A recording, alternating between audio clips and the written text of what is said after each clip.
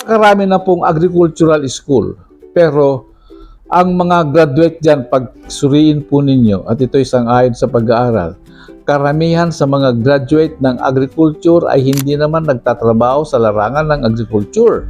Ano po, kung ako po ang tatanungin, gusto ko po na ituturo nila dyan o mag-specialize sila ng organic agriculture. Alam po ninyo kung bakit.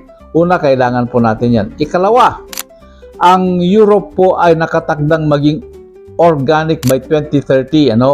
25% ng lahat ng tinatamnan nila ng pagkain ay gusto nila maging organic by 2030. At by 2050, dapat full organic na sila. Ano po?